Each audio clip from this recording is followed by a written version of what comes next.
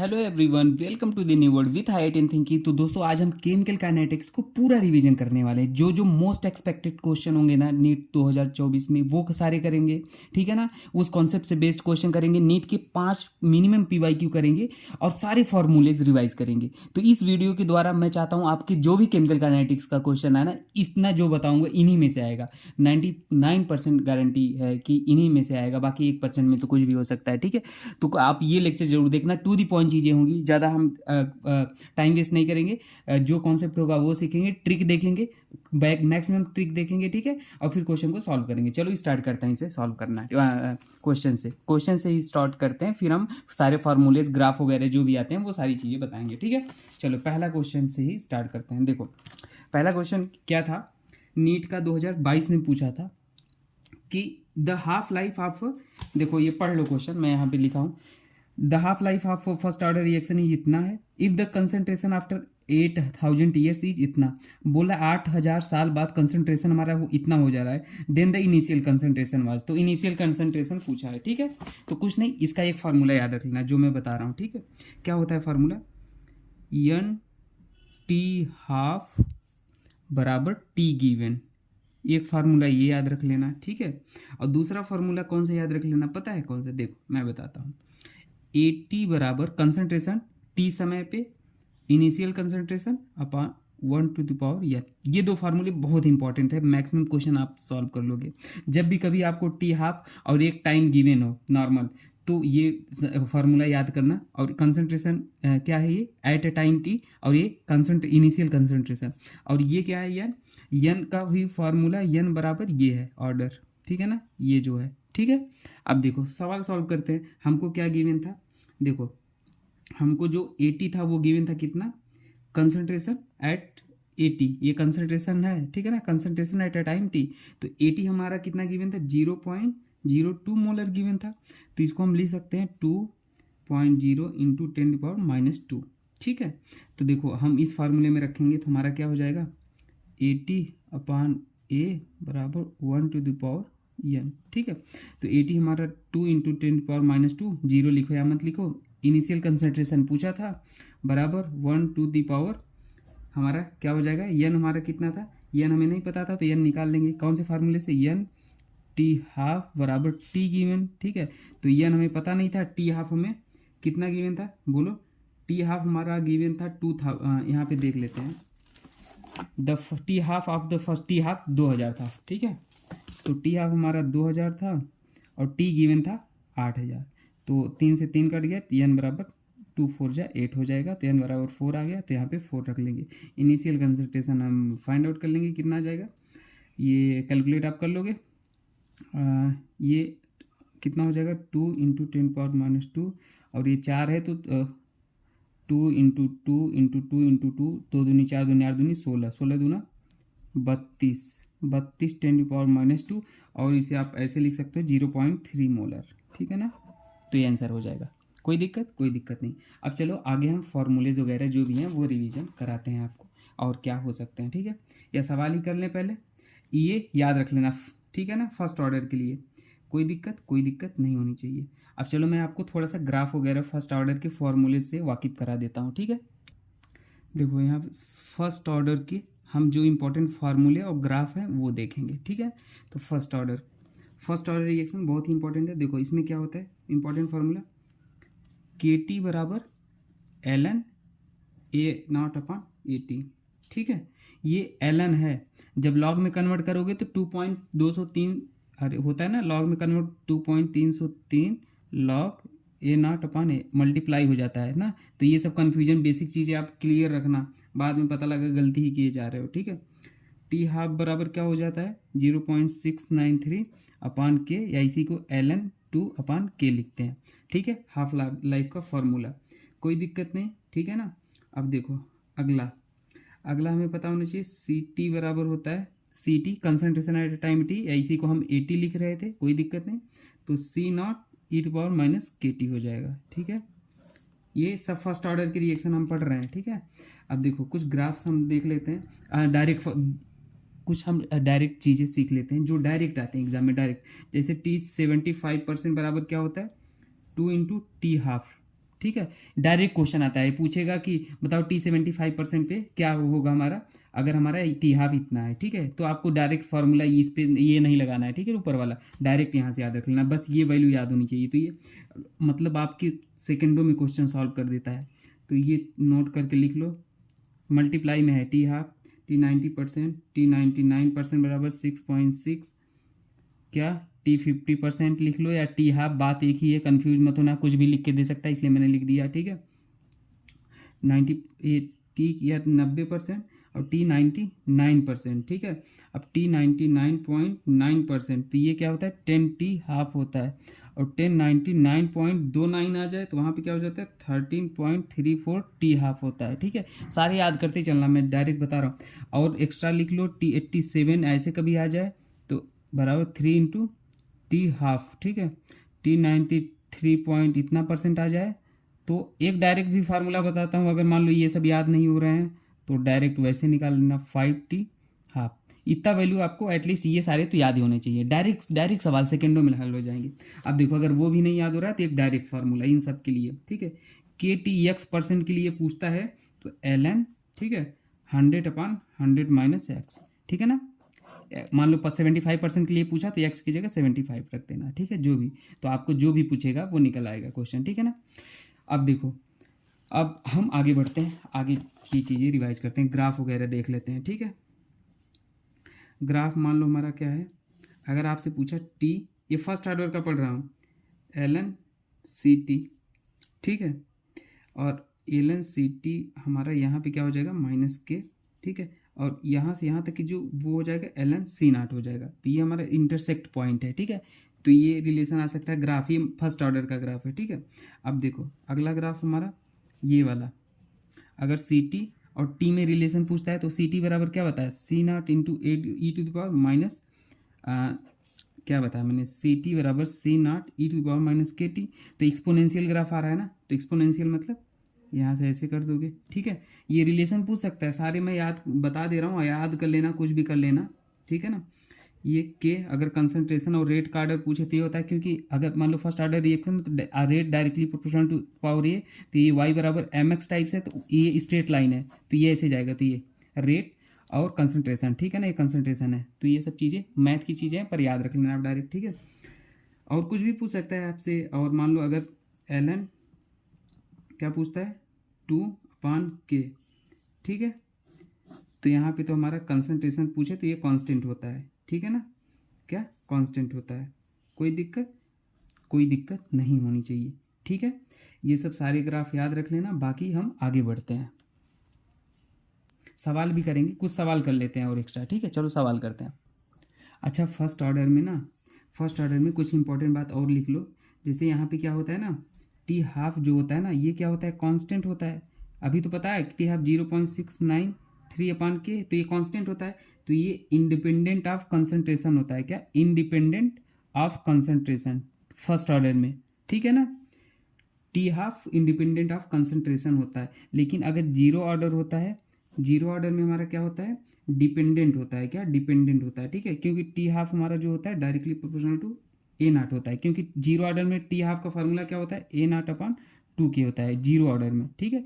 तो ये देखो T half directly initial concentration पे डिपेंड कर रहा है, तो इसलिए जीरो ऑर्डर रिएक्शन में टी हाफ डिपेंड करता है कंसंट्रेशन पे, इनिशियल कंसंट्रेशन पे, लेकिन फर्स्ट ऑर्डर में नहीं डिपेंड करता। ये बेसिक बातें थी, इसलिए मैंने आपको बताना चाहा, ठीक है। चलो अगला क्वेश्चन करते हैं, नीट का 2019 का, ठीक है। मान लो ये क्वेश्चन था, यहीं पे लिखता हूँ जल्दी, N2 गैस 3H2 गैस, ठीक है, ऐसे कि मैंने 2NH3 गैस, ठीक है। तो आपसे पूछा था रेट का रिलेशन, करेक्ट रिलेशन, तो करेक्ट रिलेशन कुछ नहीं, रेट ऑफ रिएक्शन लिखना है इसका, तो क्या, सब यहाँ पे एक स्टोइकियोमेट्रिक कोएफिशिएंट, यहाँ पे 3, यहाँ पे 2, तो कुछ नहीं, जो रिएक्टेंट होता है ना -1/1, जो रिएक्टेंट होता है वो रेट ऑफ डिसअपीयरेंस होता है, और ये क्या होता है, रेट ऑफ अपीयरेंस, ठीक है। तो देखो, क्योंकि डिसअपीयरेंस क्यों बोलते हैं, क्योंकि ये रिएक्टेंट खत्म होगा, प्रोडक्ट बनेगा, तो गायब होता रहता है ना, इसलिए। तो इसको कैसे लिखते हैं, कंसंट्रेशन ऑफ N2, ठीक है ना, मतलब D upon with respect to time, ठीक है। फिर बराबर जो रिएक्टेंट वाला होता है माइनस में, तो यहाँ -1 अपान ये रिएक्टेंट कितना है 3 है, फिर concentration of H2 upon with respect to time, ठीक है। अब प्रोडक्ट का पॉजिटिव लिखना है तो 1 + 1 अपान ये कितना है 2, और फिर concentration of NH3 upon dt with respect to time, ठीक है। तो ये क्वेश्चन 2019 में पूछा गया था नीट में, तो ये रेट लिखना मैं आपको बेसिकली सिखा रहा था, ठीक है ना, और कुछ नहीं। चलो अगला क्वेश्चन सॉल्व करके आपको और दिखाते हैं, ठीक है। अगला क्वेश्चन, अगला फार्मूला, अब कभी आपको रेट कांस्टेंट करके लिख के गिवन होता है तो मोल 1 - n लीटर यूनिट पूछता है सेकेंड इनवर्स डायरेक्ट। अब सवाल कैसे आया था, मान लो आपको के गिवन 0.693, क्या गिवन है सेकेंड इनवर्स मोल 2, तो आप पूछा, आप ये मैंने अपने से लिख लिया रैंडम एग्जाम्पल, आपसे पूछ लिया ऑर्डर बताइए, तो ऑर्डर कैसे निकाल लोगे, बस आप इस फार्मूले से, तो बस इसको सेकेंड इनवर्स मोल 2 बराबर इसके लिख लो मोल 1 - n litre n-1 second inverse. तो देखो मोल यहाँ 2 है, यहाँ मोल कितना 1 - n, 1 - n बराबर 2, तो n बराबर क्या हो जाएगा, n उधर जाएगा 2 इधर आ जाएगा, क्या हो जाएगा n उधर गया प्लस 2 इधर आ गया 2, तो n बराबर कितना आ जाएगा -1, ठीक है ना। ऑर्डर हमारा 0 हो सकता है, ठीक है, और नेगेटिव हो सकता है, पॉजिटिव हो सकता है, फ्रैक्शनल हो सकता है, लेकिन मॉलिक्यूलरिटी केवल 1, 2 और 3 भी हो सकती है, ठीक है। तो ये भी चीज़ें आप याद रख लेना, ऑर्डर कैन बी 0 नेगेटिव और negative fractional, it can be fractional 0 negative positive, but molecularity can be only 1, 2 and 3, ठीक है। चलो ये इसमें कई चीज़ 2-3 चीज़ें हमने इंक्लूड कर दिया, ठीक है। जो जो मुझे याद आ रही चीज़ें आपको बता रहा हूँ वो नोट कर लेना, ठीक है। मान लो अब अगला क्वेश्चन लिखता हूँ, देखो शॉर्ट में सवाल लिख दिया, 2023 का सवाल था नीट का, तो बोला था फॉर अ सर्टेन रिएक्शन, ये हमारा रिएक्शन गिवन था, ठीक है, रेट लिख के गिवन था ना। When the initial concentration A, मान लो A initial concentration of A is tripled, keeping the concentration of B constant, बोला है कि ए का कंसंट्रेशन इनिशियल कंसंट्रेशन ट्रिपल्ड किया जाता है बी को कांस्टेंट रखकर, तो हमारा जो नया रेट आएगा वो क्या होगा, ठीक है। तो सिंपल है, तो देखो हमारा क्या रेट ये गिवन था, बस हम डायरेक्ट शॉर्ट में आपको बताएंगे चीज़ें ताकि आप भी, बहुत ही आसान है। देखो 2023 तो रेट ये हमारा गिवन था, इसे इक्वेशन 1 मान लो, नए वाला रेट क्या हो जाएगा R डैश, तो इसमें क्या हो रहा है इनिशियल कंसंट्रेशन मान लो क्या था ए का, क्या बोला ए का कंसंट्रेशन ट्रिपल हो जा रहा है, मतलब 3 टाइम्स, तो ए को 3 टाइम्स हमने लिख दिया स्क्वायर, और बी को वैसे ही रहने देते हैं, कुछ नहीं, ये पूछा था। तो अब देखो R/R डैश कर लो, ठीक है, तो डिवाइड कर दो, कुछ नहीं यही डिवाइड कर देता हूँ मैं डायरेक्ट। तो देखो क्या हो जाएगा, ए स्क्वायर से ए स्क्वायर कट गया, के से के कट गया, बी से बी कट गया, तो क्या हो जाएगा 1/, ये स्क्वायर 3 का स्क्वायर 9 हो जाएगा, ठीक है। तो R डैश पूछा था आपसे, तो R डैश बराबर 9R हो जाएगा, ठीक है, ये हो जाएगा। तो क्या हो जाएगा increase by factor 9, increase by जो नया रेट आएगा वो 9 टाइम्स इनिशियल रेट के ज़्यादा होगा, हो गया ये आंसर, ठीक है ना, कोई दिक्कत नहीं, बहुत सवाल आसान थे, ठीक है। चलो अगला सवाल करते हैं, ठीक है। अब पेज पलटता हूँ मैं, ठीक है। अगला सवाल, और देखो छोटी मोटी चीज़ अगर लिखने में कुछ गलती हो जाए ना तो समझ जाया करो, ठीक है, क्योंकि लिखता रहता हूँ, बोल रहा हूँ कुछ, लिखा कुछ जाता है कभी कभी मिस्टेक से, तो कॉन्सेप्ट समझा करो, बाकी चीज़ें सही है, ठीक है। अगर मान लो nth ऑर्डर रिएक्शन है, क्या है nth ऑर्डर रिएक्शन, ठीक है, उसके लिए आपको एक जनरल इक्वेशन लिखना है, तो क्या हो जाएगा KT बराबर, ठीक है, A0 1 - n, ठीक है, AT A concentration at a time T initial concentration, okay, 1 - n general equation for any order reaction, okay, 1 - n, तो ये क्या हो जाएगा ऐसे जनरल कोई भी ऑर्डर के लिए, मान लो n बराबर सेकेंड ऑर्डर के लिए पूछा तो n की वैल्यू रख दो, तो ये इक्वेशन आ जाएगा, ठीक है ना। Initial concentration at a time T, और जो T हाफ का फार्मूला होता है जनरल फार्मूला, वो A0 1/n होता है, डायरेक्ट क्वेश्चन आते हैं डायरेक्ट, ठीक है ना, for any order of reaction, okay, ये हो गया, ठीक है, कोई दिक्कत नहीं। अब जीरो ऑर्डर का ग्राफ हमने नहीं पढ़ा था, ये भी दिखा देता हूँ। जीरो ऑर्डर का ग्राफ देखो, जीरो ऑर्डर हमारा क्या होता है के A⁴ जीरो है तो ये हमारा जीरो होगा ऑर्डर, ठीक है ना। तो देखो यहाँ पे क्या हो जाएगा ग्राफ क्या हो जाएगा, अगर AT और यहाँ पे T और यहाँ पे A0 है तो ये जीरो ऑर्डर के लिए ये हो जाएगा, ठीक है। यहाँ पे क्या हो जाएगा -k, ठीक है, क्या हो जाएगा -k, ध्यान देना।